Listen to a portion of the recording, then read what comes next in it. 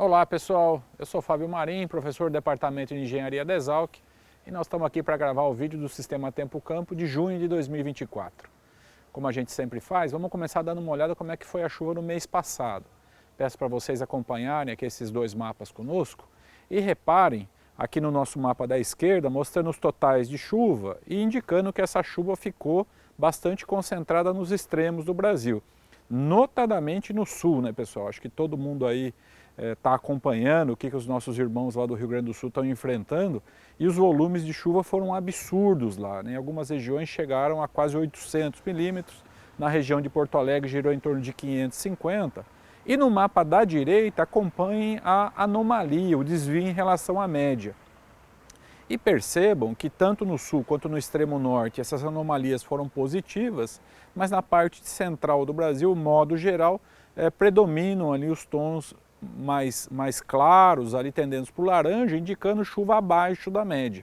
Ok? Essa foi a cara de maio de 2024. Com isso, vamos ver como é que ficou a umidade do solo e obviamente essa umidade caiu na região central do Brasil, né? Se a gente comparar esses dois mapas aqui, pessoal, eles mostram o estado de umidade do solo, do armazenamento hídrico no último dia do mês de abril, no mapa da esquerda, e no mês de maio, no mapa da direita. E percebam como que a umidade baixou severamente no mês de maio, né? Esse tom vermelho aí, quase toda a região central do Brasil, indicando que a umidade ficou abaixo de 15%. Isso daí favoreceu o processo de secagem dos grãos, especialmente o milho safrinha, que ainda está sendo colhido, começando a ser colhido na região centro-oeste, ok? Mas prejudicou bastante as pastagens, prejudicou bastante a cana-de-açúcar que vai ser colhida no final da safra, mas favoreceu de forma geral todas as culturas que estão já em fase de colheita, ok? No sul e no norte, percebam que a condição é completamente diferente, né? A umidade do solo em níveis máximos, muita água no solo, uma condição que impede a secagem dos grãos, impede a colheita. A gente tem reportes de lavouras praticamente totalmente perdidas no Rio Grande do Sul por conta do encharcamento, isso prejudicando as lavouras, e estima-se que antes dessas chuvas de maio, a gente já tinha entre 60% e 80% das lavouras do Rio Grande do Sul já haviam sido colhidas. Isso quer dizer que entre 20% e 40% dessas lavouras de arroz, soja, milho ainda estavam no campo e foram praticamente perdidas por conta do excesso de chuva. E como é que fica a chuva nos primeiros 15 dias do mês de junho, pessoal? Reparem aqui comigo que a condição não é favorável. Nesse mapa que a gente traz, mostrando o modelo americano aqui para nós, percebam que praticamente todo o Brasil, felizmente o Rio Grande do Sul também tem baixos volumes previstos para essa primeira quinzena de junho e essa chuva vai ficar concentrada apenas no extremo norte. Toda a região sudeste, centro-oeste, sul, todo o Mato Piba praticamente sem chuva, indicando aí que a gente segue o caminho normal dessa época do ano, realmente de uma estiagem que domina em todo o país. E como é que fica o mês de junho? Vamos então olhar aqui o trimestre, como a gente sempre faz, olhando os cenários gerais. Percebam aqui comigo no mapa da esquerda o modelo brasileiro, no mapa da direita o modelo americano, e eles de certa forma convergem entre si, mostrando que toda a região central do Brasil deve ter chuva dentro da média, o que é chuva muito fraca, volumes muito baixos, e o sul do país com chuvas abaixo da média. No sul, a gente sabe, chove um pouco mais nessa época do ano, mas esse mês de junho não deve ser um mês chuvoso, de acordo com a previsão desses dois institutos. Vamos olhar agora como é que está o mês de julho. E para o mês de julho, especialmente para o Rio Grande do Sul, tem uma disparidade aqui. Os dois mapas eles não concordam entre si. Enquanto o modelo do IMET, que é o mapa da esquerda, está indicando chuva acima da média, o que é preocupante, dadas as condições que nós estamos vivenciando lá no extremo sul do Brasil, o mapa da direita, que é o modelo americano, ele está indicando chuva abaixo da média. Então isso aumenta uma incerteza que já é grande, né? A gente tem dificuldade de trazer cenários de longo prazo e quando eles não convergem, essa incerteza fica ainda maior. Então fica difícil da gente tomar uma posição aqui, mas a gente sugere, né, especialmente para os irmãos lá do Rio Grande do Sul, que acompanhem aqui as nossas previsões, porque no mês que vem a gente vai atualizar. Toda a parte centro-oeste, sudeste fica com chuva dentro da média, o que significa chuva muito fraca, baixos volumes, e na parte norte do Brasil, uma tendência ali misturando o extremo norte com chuva um pouco acima da média e a parte do Amazonas e do Pará dominando chuvas abaixo da média. Vamos conferir agora como é que é a previsão para o mês de agosto, pessoal. Previsão não, né? Cenário, para ser mais preciso aqui tecnicamente. O cenário para o mês de agosto. E esse cenário mostra, agosto é o mês mais seco aqui no nosso país, né? E percebam que a condição não deve fugir a essa regra.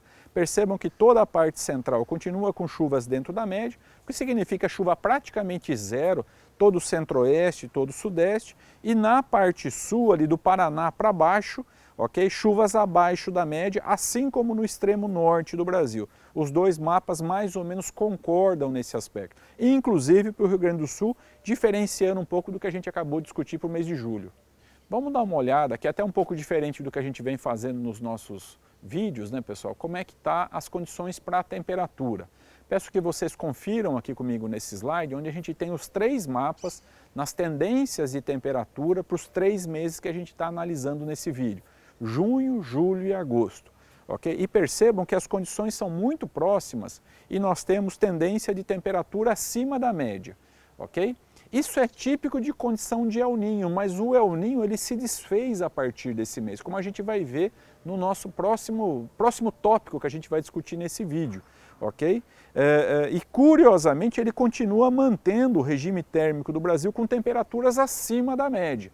E essa condição de temperaturas acima da média, grosso modo, reduz um pouco a probabilidade de geadas. Veja que a gente não pode afirmar que as geadas não vão acontecer, especialmente no Centro-Sul, e o pessoal da cana fica super atento a essa questão, ok? Porque isso influi bastante aqui no cultivo da cana e no ciclo produtivo dela, ok?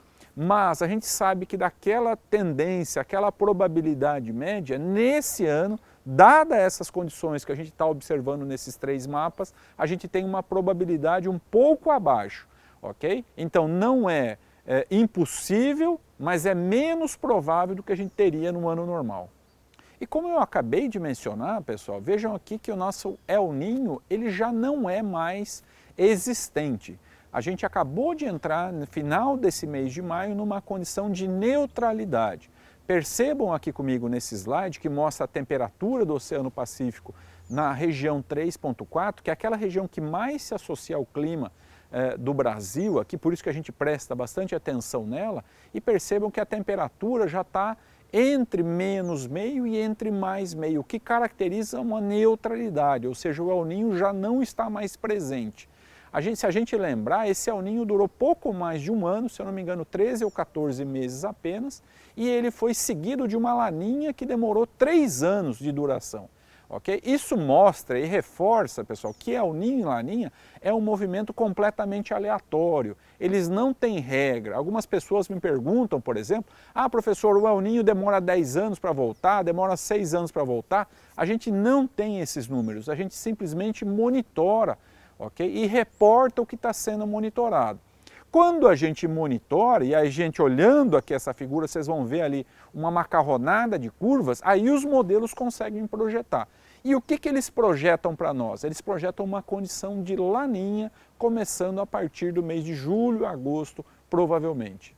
Como eu estava conversando com vocês, pessoal, no tópico anterior, quais são as probabilidades da gente ter El Niño e Laninha? Reparem comigo aqui nesses slides, nesse gráfico de barras, e percebam que essa barra azul ela vai crescendo já a partir do mês do trimestre maio, junho, julho, que é a segunda barrinha ali que vocês estão vendo na figura, ok? Já começa a aparecer uma barra azul e percebam que ela cresce exponencialmente, né?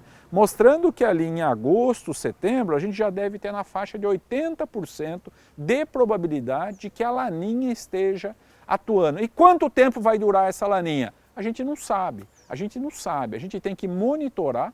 A laninha se forma por conta do regime de vento entre a América do Sul e a Oceania, na faixa equatorial, e esses ventos estão mais fortes, estão fazendo o oceano circular com mais força, e isso resfria as águas do Oceano Pacífico nessa região 3.4, como eu acabei de comentar. Então a gente vai ser dominado pela laninha na safra 24-25. E isso muda completamente essa geografia que a gente viu nessa safra 23-24, com muita chuva no sul e dificuldade com relação à água no centro-oeste, isso deve se inverter. Olá pessoal, com isso a gente conclui o vídeo desse mês. Queria agradecer bastante a atenção, me colocar à disposição de vocês para qualquer dúvida que possa ter surgido. Agradeço e convido vocês para nos acompanhar no mês que vem. Um abraço e até lá!